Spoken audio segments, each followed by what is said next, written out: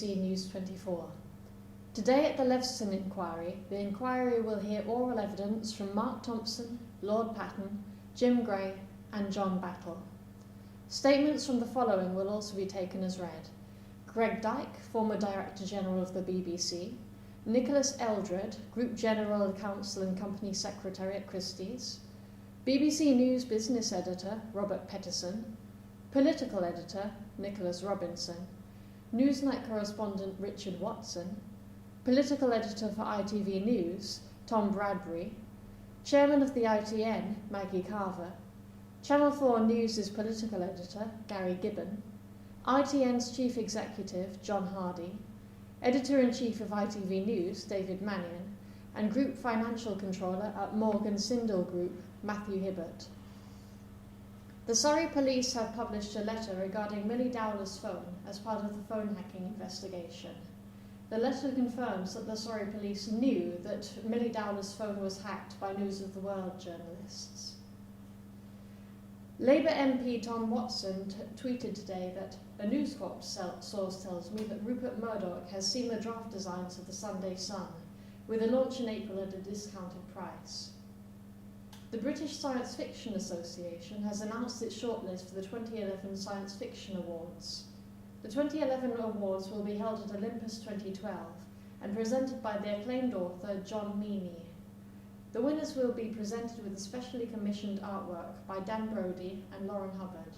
Lastly, former Doctor Who writer Russell T Davies will be returning to children's television with a new show, Aliens vs. Wizards.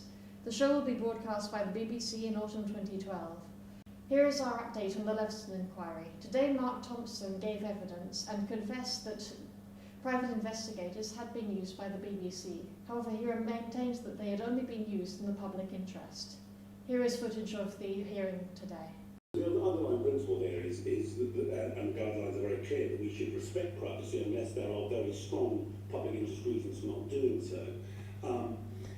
Now, the exact way in which it might be proposed that privacy will be in some way intruded upon vary in broadcasting, but a characteristic example might be a proposal to secretly film or secretly record something or someone in the course of an investigation. The first thing to say is this would only be contemplated in the context of a clear and serious public interest story. We define public interest, and the first thing one would have to be clear about is that there was a genuine public interest, and I mean a rather clear, apparent public interest at stake in the story. There would need to be, again, clear prima facie evidence already gathered that there was some wrongdoing or criminality at work, which could be uncovered, which therefore might potentially, in the proportionality test, argue that secret filming, secret recording might be justified.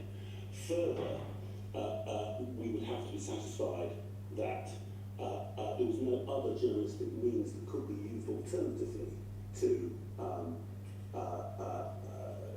achieve the same object of recording and therefore proving the antisocial or criminal behaviour. And we want to satisfy ourselves about another number of other matters, including the safety of all of those involved, those who might be filmed and those doing the recording. The process, this is a so-called mandatory referral. It will be referred to very senior people, to senior editors in the editorial chain of command, and also to the controller of editorial policy. We have a policy of logging every request for such secret filming, whether the request is granted or not. We have a policy against all fishing expeditions and against blanket approvals.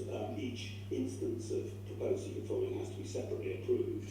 And we have a form in which the case and the various points in the case around the prima facie evidence, around the likelihood of the filming being likely to demonstrate antisocial behaviour, and so forth. Just Before we go, here's a quick rundown of today's newspaper headlines. The Daily Express has pension boost for millions. The Independent has Ashdowney's Lib Dem revolt on welfare reform. The Daily Mirror has My marriage is over, I'm so ashamed. The Daily Mail has For die thirsty and starving in our wards every day, how cheerful. The Guardian has pay freeze to last until 2020 for millions. And the Evening Standard has Boris versus Ken, fight to be mayor on edge. I'm Francesca Young, good night.